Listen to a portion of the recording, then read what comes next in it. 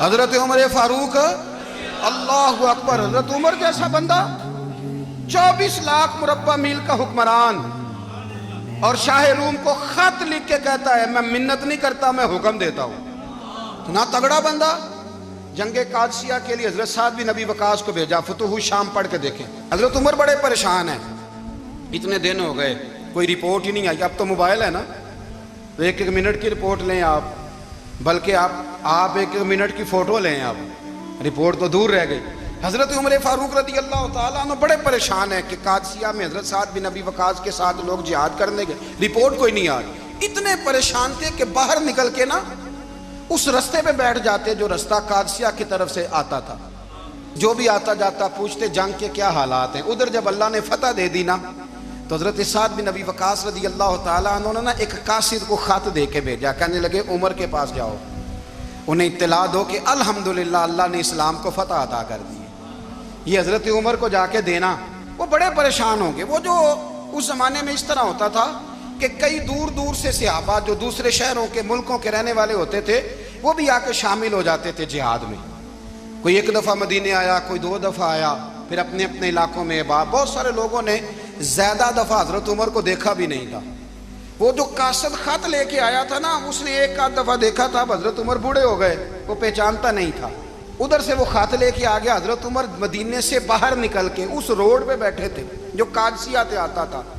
جب وہ اس آدمی کو آتے دیکھا تو حضرت عمر اٹھ کے کھڑے ہو گئے، فرمانے لگے قادسیہ سے آ رہے ہو؟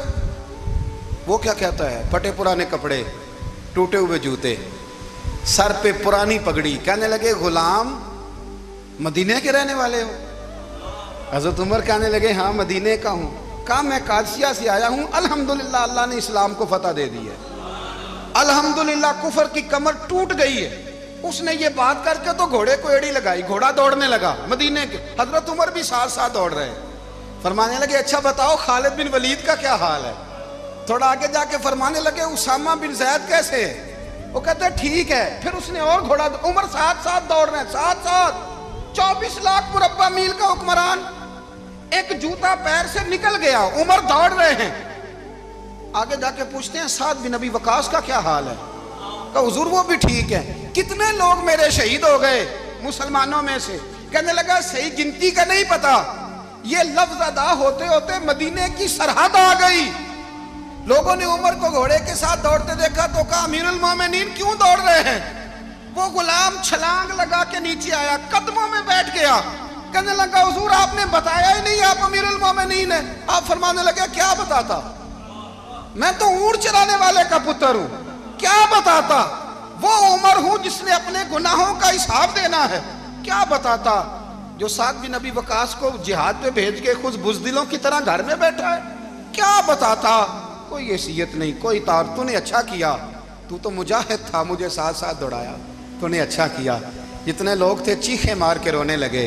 حضرت فاروق اعظم سے کہنے لگے عمر جب تک تیرے جلوے رہیں گے اللہ کامیابیاں ہی عطا فرمائے گا، جب تک تیرا رنگ رہے گا اللہ تعالیٰ نوازتا ہی رہے گا۔ کچھ نہیں کبھی اپنا آپ ظاہر ہی نہیں کیا۔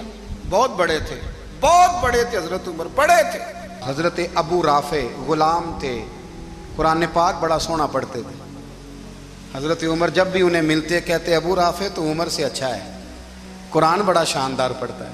تو وہ کہتے حضور اگر میں قرآن صحیح پڑھتا ہوں تو آپ کو قرآن کی تشریح زیادہ صحیح آتی ہے، آپ بھی تو مجھ سے افضل ہیں۔ تو آپ فرماتے نہیں پھر بھی تو مجھ سے افضل ہے۔ کیوں؟ اس لیے کہ تو اپنے آقا کی نوکری بھی ٹھیک کرتا ہے اور رب کی عبادت بھی ٹھیک کرتا ہے، اور مجھے خالص صرف عبادت کرنی ہوتی ہے وہ بھی ٹھیک نہیں کر پاتا۔ ساری زندگی اپنا محاسبہ، ساری زندگی اپنے گریبان میں دیکھا، ساری زندگی اپنے آپ کو پرکھا، اپنے آپ کو ٹٹولا۔ 62 سال عمر بیت گئی۔ حضرت حذیفہ بن یمان ایک صحابی تھے، میرے نبی کریم علیہ السلام نا ان سے راز کی باتیں کرتے تھے۔ ہر بندے کا ہاضمہ ٹھیک نہیں ہوتا، سب سے راز کی بات نہیں کرنی چاہیے۔ حضرت حذیفہ بن یمان کہتے ہیں حضور راز کی باتیں بتاتے۔ مدینہ منورہ میں جو منافقین تھے ان کی لسٹ بھی نبی پاک نے حضرت حذیفہ بن یمان کو دی تھی۔ جب کوئی مشکوک آدمی مر جاتا نا تو صحابہ کہتے ہیں ہم دیکھتے اگر حضرت حذیفہ نے جنازہ پڑھا ہے تو ہم بھی جنازہ پڑھ لیتے۔ نبی پاک نے بھی کچھ جنازے نہیں پڑھے، ترمذی میں ہے، فرمایا عثمان سے جو بغض رکھے اس کا جنازہ نہیں پڑھیں گے۔ حضرت حذیفہ بن یمان اگر جنازہ پڑھتے تو لوگ پڑھتے، وہ نہ پڑھتے تو لوگ جنازہ نہ پڑھتے۔ حضرت حذیفہ بن یمان کہتے ہیں جناب عمر فاروق کی خلافت کے آخری ایام تھے، کچھ دنوں کے بعد وہ شہید ہو گئے۔ فرماتے ہیں آدھی رات کا وقت تھا، میں گھر میں سویا تھا بڑا بے فکر، اچانک میرے دروازے پہ دستک ہوئی، میں گھبرا کے اٹھا، اتنی رات کو کون آیا؟ کہتے ہیں قربان جاؤں، دروازے پہ گیا تو امیر المومنین فاروق اعظم دروازے پہ۔ میں نے کہا عمر کوئی حکم تھا تو مجھے بلا لیتے۔ کہنے لگے میں نا امیر بن کے نہیں آیا، تیرا ویر بن کے آیا ہوں۔ امیر المومنین کی حیثیت سے سرکاری کام سے بلاتا تو وہاں بلاتا، مجھے ایک ذاتی کام پڑ گیا۔ کہتے ہیں میں نے عمر کو گھر کی اندر بلا کے چارپائی پہ بٹھایا، میں نے کہا حضور میں غریب آدمی ہوں، میں کیا آپ کے کام آ سکتا ہوں؟ تو کہتے ہیں انہوں نے نا مجھے ساتھ بٹھا لیا، پھر میرا ہاتھ پکڑ لیا، کہنے لگے تو عمر کو جانتا ہے؟ عمر جھوٹ نہیں بولتا، تو جانتا ہے عمر وعدوں کا پکا ہے؟ کہا حضور جانتا ہوں۔ کہا میں اس وقت آیا ہوں جب دیکھ بھی کوئی نہیں رہا۔ حضرت حذیفہ بن یمان کہتے ہیں پریشان ہو گیا، حضور پہیلیاں نہ بجھوائے، مہربانی کر بتائیں کدھر آئے ہیں؟ تو حضرت عمر فاروق فرمانے لگے 62 سال کا ہو گیا ہوں، 63 میں چل رہا ہے، داڑھی سفید ہو گئی ہے، پھل پک گیا، اٹھ فریدہ ستیا، داڑھی آ گئی پور، اگا نیڑے آ گئی، پیچھا رہ گئی دور، اب قبر اشر کا معاملہ صاف نظر آنے لگا ہے۔ کہا حضور مجھ سے کیا چاہتے ہیں؟ حضرت عمر رو پڑے، کہنے لگے آج میں عشاء کے بعد نکلا ہوں تو نبی پاک کے صحابہ مجھے نیک کہہ رہے تھے، پھر میں نے بچوں کی ماں سے اور بچوں سے بھی پوچھا ہے، وہ بھی مجھ سے راضی ہیں، پر حذیفہ تیرے ساتھ نبی پاک راز کی باتیں کرتے تھے، سچ بتا کہیں عمر کا نام منافقوں میں شامل تو نہیں؟ سچ بتا ان منافقین میں تو شامل نہیں، کہیں اوپر سے تو نہیں سارا کچھ؟ حضرت حذیفہ بن یمان کہتے ہیں میں باپ کے مرنے پہ اتنا نہیں رویا جتنا عمر کے سوال پہ رویا۔ میں قدموں میں بیٹھ گیا، میں نے کہا نہیں عمر یہ تو میں نے نہیں سنا، لیکن یہ میں نے نبی پاک سے ضرور سنا ہے کہ میرے بعد اگر کوئی نبی ہوتا تو عمر ابن خطاب ہوتا۔ یہ میں نے اپنے کانوں سے سنا ہے کہ عمر جس گلی سے گزرے شیطان رستہ بدل جاتا ہے۔ یہ میں نے اپنے کانوں سے سنا ہے کہ 950 سال حضرت جبریل جناب عمر کی شان بیان کریں تو پھر بھی بیان نہیں ہو سکتا، یہ میں نے ضرور سنا۔ دوستو ساری زندگی حضرت عمر نے اگر دوسروں کا محاسبہ کیا تو اپنا اور اپنے بچوں کا بھی کڑا خیال رکھا، اپنی ذات پر بڑی توجہ دی۔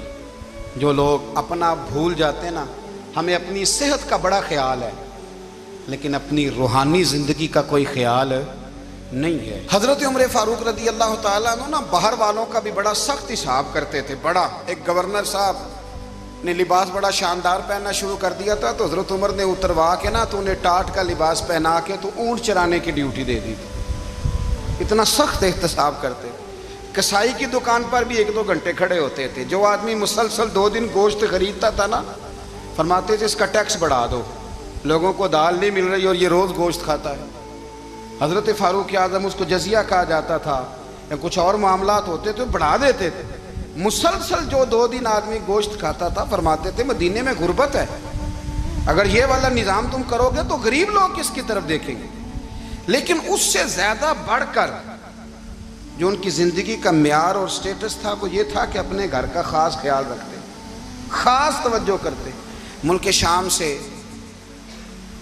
اور ایران سے کچھ لوگ آپ کی خدمت میں آئے تو وہاں سے کچھ کنیزیں بھی آئیں، ان کے بادشاہ کا پیغام لے کے۔ شاہ ایران کی کنیز کو ملکہ نے کہا کہ نا حضرت عمر کی زوجہ کو دیکھ کے آنا ذرا کس طرح کی ہے۔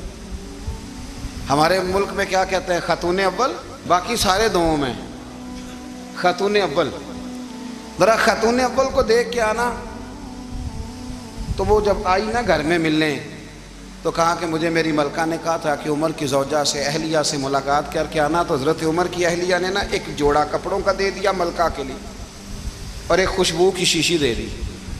اب جب وہ تحفے وہاں گئے تو اس ملکہ نے نا کچھ سونے کا سامان بھیجا، کچھ زیورات بھیجے، کچھ تحائف بھیجے۔ جب حضرت عمر کے گھر آئے نا وہ خادم لے کے آیا، اس نے کہا جی آپ کی اہلیہ نے تحفے بھیجے تھے، تو جواب میں شاہ ایران کی بیوی نے یہاں جس ملک کا وہ سفیر تھا انہوں نے بھی یہ بھیجے۔ تو حضرت عمر فاروق نا وہ تحفے لے کے گھر گئے تو جا کے کہنے لگے اپنی اہلیہ سے یہ تو کب سے تحفے تحائف بھیجنے لگ گئی ہے؟ یہ کب سے نظام شروع ہو گیا؟ تو کہ حضور تحفہ دینا لینا تو ٹھیک ہے، سنت ہے، محبت بڑھتی ہے، تو یہ کوئی قباحت نہیں، اور میں نے اپنی ذاتی استعمال کے لیے جو چیزیں رکھی تھی وہ میں نے دی ہیں۔ تو حضرت عمر فاروق رضی اللہ تعالیٰ عنہ فرمانے لگے ہم نے کسی ملک کے ساتھ اور اس کے بادشاہ کے ساتھ ذاتی تعلق نہیں بنانا، تعلق جو بھی بنے گا رسول اللہ کے دین کی برکت سے بنے گا، ذاتی رشتے نہیں ہم نے قائم کرنے۔ ذاتی آپ کے ملک کی جو ایئر لائن جس کا ہر سال خسارے کا ڈنڈورا پیٹا جاتا ہے نا، وہ ہمارے بادشاہ صاحب اور صدر صاحب اگر غیر ملکیوں کو گھوڑا کبھی بھیجنا ہو نا، گھوڑا، تو پورا ایک جہاز گھوڑا لے کے تحفے میں جاتا ہے، پورا جہاز غریب قوم کا یہ سرمایہ، اور قوم بڑی بادشاہ ہے، لائنوں میں لا کے ووٹ دیتی ہے۔ دو کام ہمیشہ لائن میں لا کے کرنے، ایک بل لائن میں لا کے جمع کرانا ہے اور ایک ووٹ لائن میں لا کے، تاکہ پھر پورے 5 سال لائن میں ہی لگے رہیں۔ مرضی سے آپ ووٹ دینا، پر جو بات درست ہے اس کو سنو۔ حضرت عمر فاروق رضی اللہ تعالیٰ عنہ نے اپنی اہلیہ سے پوچھا کتنے کا تھا وہ تیرا جوڑا اور خوشبو کی شیشی؟ انہوں نے کہا 3 دینار کی۔ فرمایا یہ 3 دینار تیرے، اور باقی جو تحفے آئے ہیں وہ تو خود کہہ، چونکہ اس نے تیرے نام بھیجے ہیں، تو کہہ کہ میں مال غنیمت میں دیتی ہوں، تو کہہ میں مسلمانوں کو کہہ۔ تو زوجہ ہنس پڑی، کہنے لگی میں نہ بھی کہوں تو مجھے کہنا تو پڑے گا ہی، کہنا تو میں نے ہے ہی، کیونکہ سامنے عمر فاروق ہیں، لہذا فرمایا کہہ دیتی ہوں میں نے دیا خزانے کو۔ حضرت عمر نے جمع کرا لیا۔ میں یہ کیا بات ہے، میرے گھر والے جو مرضی کریں، ان کا معیار زندگی جس طرح کا مرضی ہو۔ اور حضرت عمر ایک جملہ کہا کرتے تھے، اللہ کرے کہ یہ باتیں اس دور حاضر میں ہماری سمجھ میں آئیں۔ حضرت عمر فاروق رضی اللہ تعالیٰ عنہ اپنے بچوں کو فرمایا کرتے تھے کہ بہت آدمی کو بھوک لگی ہو نا، اور پھر اس کی پسند کا کھانا پکا ہو، جتنے شوق سے وہ اس کھانے کو دیکھتا ہے نا، فرمایا اس طرح پوری قوم اپنے بادشاہوں کے خاندان کو دیکھتی ہے، اس تیزی کے ساتھ دیکھتے ہیں کہ ان کے گھر میں کیا ہو رہا ہے، ان کا معیار زندگی کیا ہے، ان کا سٹیٹس کیا ہے۔ آپ کے بچے دونوں کاروبار کے لیے مصر گئے، ایک بہت بڑا قافلہ گیا مدینے سے مصر تجارت کے لیے، تو یہ گئے تجارت کے لیے، تو حضرت عبداللہ ابن عمر، حضرت عبید اللہ ابن عمر، حضرت عمر کے دونوں بیٹے گئے۔ جناب عمر فاروق کے بچے جب وہاں پہنچے تو مصر کے گورنر نے نا لوگوں کو تعارف کرایا کہ یہ عمر فاروق کے بیٹے ہیں۔ ایک چھوٹی سی بات کر دوں، یہ چودھری کے بیٹے کو کون بتاتا ہے کہ تو چودھری کا بیٹا ہے؟ باہر والے بتاتے ہیں، گھر والے۔ اور سیٹھ صاحب کے بیٹے کو کون بتاتا ہے کہ تو سیٹھ صاحب کا بیٹا ہے؟ اور مالک کو کون بتاتا ہے کہ تو مالک کا بیٹا ہے اور یہ کرایہ دار ہے؟ یہ کون بتاتا ہے؟ یہ سوچ ہم دیتے ہیں بچوں کو، چودھری اور کمی کی سوچ، امیر اور غریب کی سوچ، مالک اور کرایہ دار کی سوچ، گھر کے مالک کی اور کام کرنے والے کی سوچ، یہ ہم دیتے ہیں۔ یاد رکھنا، یہ ہم دیتے ہیں، یہ ہمارا مزاج ہے، یہ باہر سے نہیں آتی۔ تو کوئی شہزادہ ہے، تو سیٹھ ہے، تو نواب ہے، یہ سوچ باہر سے نہیں آتی، یہ اماں سوچ دیتی ہے، اماں، یہ ابا سوچ دیتا ہے۔ اور پھر جب تباہی اترتی ہے تو اس کے ذمہ دار بھی باہر والے نہیں ہوتے، گھر والے ہوتے ہیں، گھر والے۔ ہمارے بچوں کی طبیعتوں پر زیادہ نقش باہر والوں کا نہیں ہوتا، گھر والوں کا ہوتا ہے، یاد رکھیے گا۔ حضرت عمر فاروق رضی اللہ، بچے ہیں، شہزادے ہیں، وہ کاروبار کرنے گئے اور وہاں بتایا گورنر صاحب نے کہ یہ فاروق اعظم کے بچے، امیر المومنین کے۔ لوگوں نے ان سے زیادہ مال خریدا، تجارت میں زیادہ نفع ہوا، ظاہر ہے کہ وہ آپ کے جو اللہ خیر کرے حکمران ہیں، ان کے کاروبار کتنے ملکوں میں ہیں، کس بنیاد پر ہیں؟ صرف اس بنیاد پر کہ وہ حکمران رہے، ان کے لیے آسان تھا بڑے لوگوں سے تعلقات بنانا۔ حضرت عمر فاروق رضی اللہ تعالیٰ عنہ کے بچے ڈھیروں مال کما کے جب واپس آئے نا، تو حضرت عمر سے آ کے بچوں نے بطور محبت کا، ابا جی اللہ نے بڑا ہی فضل کیا ہے، بڑا مال کمایا الحمدللہ، یہ دیکھیں کتنا نوازا ہے۔ تو حضرت عمر کہنے لگے سارے قافلے نے اتنا ہی کمایا ہے، سارے قافلے نے اتنا ہی کمایا ہے؟ کہ حضور نہیں، سارے قافلے نے اتنا نہیں کمایا، سب کو اتنا نہیں ملا۔ وہ تو وہاں گورنر صاحب نے لوگوں کو تعارف کرایا تھا کہ یہ عمر کے بچے ہیں، تو لوگوں نے پھر ہم سے بڑا ہی خریدا۔ تو حضرت عمر فرمانے لگے ٹھیک ہو گیا، میں بات سمجھ گیا، اس طرح کرو، جو تمہاری اصل زر تھی نا، جو راز تھی، وہ رکھ لو، اور باقی سارا مال مال خزانہ میں جمع کرا دو، اس لیے کہ یہ تم نے تجارت نہیں کی، یہ تم نے اپنے باپ کا نام بیچا ہے، یہ تم نے امیر المومنین کے بیٹے ہونے کا فائدہ اٹھایا ہے، فرمایا یہ تمہارا نہیں حق، یہ مسلمانوں کا ہے، اس لیے کہ یہ مال تم نے محنت سے نہیں کمایا، یہ باپ کی کرسی کا فائدہ اٹھایا ہے۔ اور فرمایا اگر تم نے مال جمع نہ کرایا تو میں مال بھی لے لوں گا زبردستی اور کوڑے بھی ماروں گا، ڈبل سزا دوں گا۔ مرضی سے جمع کراؤ گے تو کوڑوں سے بچ جاؤ گے۔ بڑے بیٹے نے تو جمع کرا دیا تو چھوٹا تھوڑا پریشان ہوا، تو حضرت عبداللہ ابن عمر چھوٹے بھائی کا ماتھا چوم کے کہنے لگے بیٹے چپ کر کے جمع کرا، یہاں بھی فخر کر کے ہم عمر کے بیٹے ہیں اور قیامت میں بھی فخر کریں گے کہ ہم فاروق اعظم کے بیٹے ہیں۔ یہاں بھی ناز کریں گے اور وہاں بھی ناز کریں گے کہ عمر کے بچے ہیں۔ ہمارے باپ نے خود بھی حلال ہی کھایا ہے، اور جب ہماری کمانے کی باری آئی ہے تو ہمیں حکم بھی حلال کھانے کا دیا۔ بھائی ہمارا مزاج دیں۔ بچہ جب لے کے آتا ہے 2 لاکھ روپیہ تو کبھی پوچھے کہاں سے آیا ہے؟ جب وہ پہلے دن غلط دوستوں کے پاس جا کے بیٹھتا ہے تو کبھی نکالا ہے گھر سے اسے؟ یہ بہت سارے خمیازے ہمیں اس لیے بھگتنے پڑتے ہیں کہ ہم ابتدا میں سوراخ بند نہیں کرتے، جب اس میں شگاف پڑ جاتا ہے، سیلاب آتا ہے تو ہمیں ہوش آتی ہے۔ حضرت عمر نے اپنے گھر میں نگرانی رکھی، کڑی نگرانی۔ زیادہ نماز گھر میں پڑھتے تھے حضرت عمر، نفلی نمازیں زیادہ کیوں بلا؟ میرے اصحاب مجھے حکم دیتے تھے کہ فرض نماز کے علاوہ نمازیں گھر میں پڑھنا، بچوں کو عادت پڑے گی، ذوق پیدا ہوگا، ان کو پتہ چلے گا کہ ہمارے گھر میں 5 وقت کوئی اور کام بھی ہوتا ہے۔ بھائی یاد رکھیں کہ آپ نے اگر سجدہ کرنا ہے تو بچہ لیٹ جائے گا، اسے پتہ کوئی نہیں سجدہ کیا ہے، لیکن جب گھر میں کبھی قرآن ابا جی کھول لینا، میں اکثر کہتا ہوں جب ابا جی کا موڈ بن جائے نا لیکچر دینے کا، وہ گھر میں شروع ہو جاتے ہیں، کہتے ہیں آپ لوگ نماز نہیں پڑھتے اس لیے میرے کاروبار میں برکت کوئی نہیں، تم سویرے قرآن پاک نہیں کھولتے تو میں تباہ ہو گیا ہوں۔ تو میاں آپ نے کب گھر میں قرآن پاک کھولا تھا؟ آپ نے کب نماز پڑھی؟ آپ نے کب گھر کے اندر اللہ رسول کا ذکر کیا تھا؟ آپ نے کب حدیث چھیڑی؟ آپ نے بھی تو گھر کے اندر جب بھی آپ آئے ہیں تو آپ نے وہی کچھ کیا جو دنیا دار کرتے ہیں۔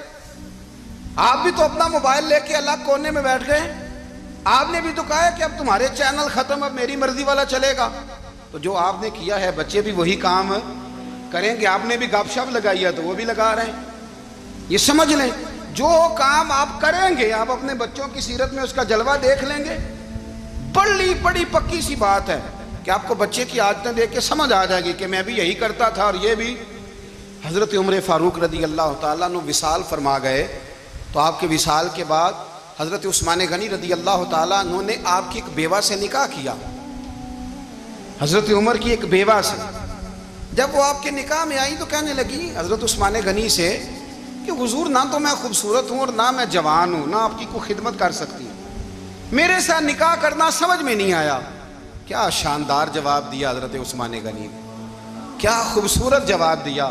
فرمانے لگے میں نے اس لیے نکاح نہیں کیا کہ مجھے تمہارے حسن سے دلچسپی تھی یا تمہاری خدمت کی ضرورت تھی، میں نے تو اس لیے نکاح کیا ہے کہ مجھے بتاؤ عمر فاروق گھر کے اندر اپنے رب کی عبادت کس طرح کرتے تھے، وہ قرآن پاک کس طرح پڑھتے تھے، وہ رویا کیسے کرتے تھے، استغفار کا طریقہ کیا، کس وقت کس انداز میں وہ اپنے رب کو یاد کرتے تھے۔ اس لیے کہ عمر کئی دفعہ گھر سے آتا تھا تو میں اس کے چہرے پر نور دیکھا کرتا تھا، میں روشنی دیکھتا تھا، ایک معیار دیکھتا تھا۔ نکاح اس لیے کیا ہے کہ مجھے عمر کی جو گھر کے اندر کی عبادت ہے اس سے آگاہ کرو، تاکہ عثمان غنی بھی چاہتے ہیں اس طرح کے عمل کرو جس طرح کہ عمر فاروق کر کے گئے ہیں۔ بھائی جب تک ہم اپنے گھر میں وہ توجہ نہیں دیں گے، وہ مزاج دیکھیں نا، ہمارے گھروں میں جب نقشہ پاس ہوتا ہے تو ٹی وی لان بھی اس میں ہوتا ہے، ڈرائنگ روم بھی ہوتا ہے، نماز کی جگہ بھی ہوتی ہے نقشے میں۔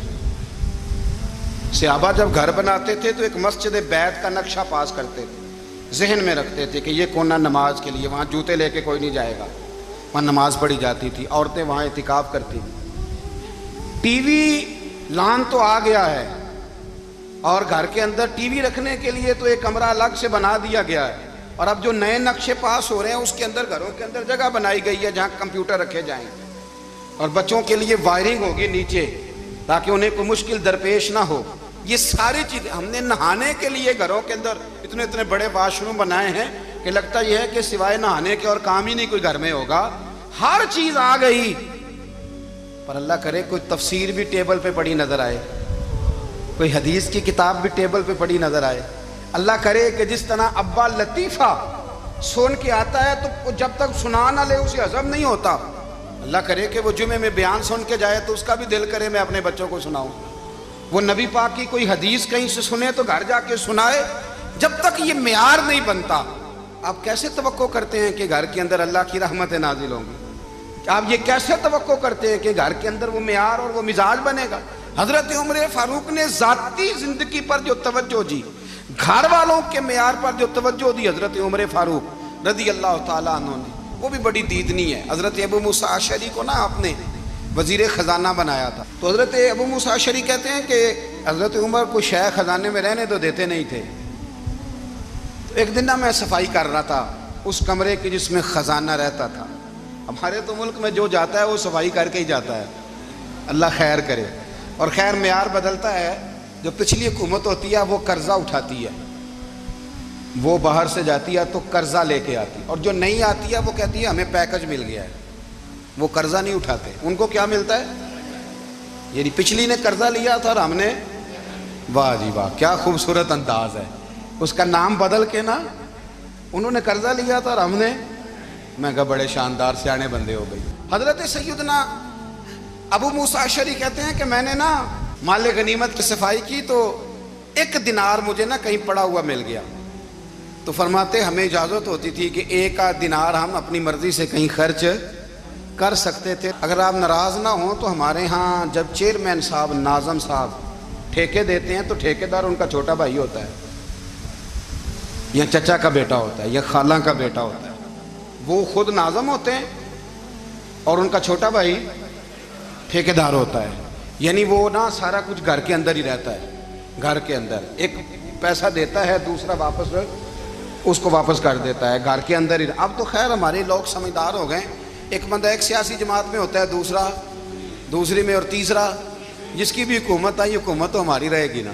ایک بندہ تو ہے نا اس جماعت میں. یہ اچھا لوگوں نے ایک طریقہ نکالا ہے. تو حضرت عمر کے بیٹے گزر رہا تھا تو حضرت ابو موسیٰ اشعری کہتے ہیں میں نے صفائی کی تو 1 دینار نکلا. تو میں نے وہ 1 دینار نا حضرت عمر کے بیٹے کو دے دیا.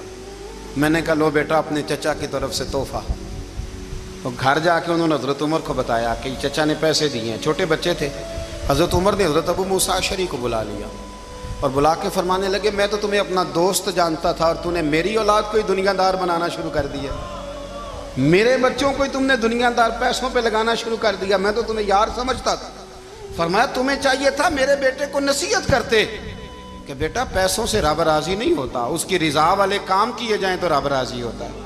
اور فرمایا تمہیں کوئی اور گھر نہیں ملا تھا تباہ کرنے کے لیے، میرا ہی گھر ملا تھا. اٹھاؤ اپنا دینار اور خبردار آج کے بعد میرے بچوں کے ساتھ یہ والی نیکی نہ کرنا.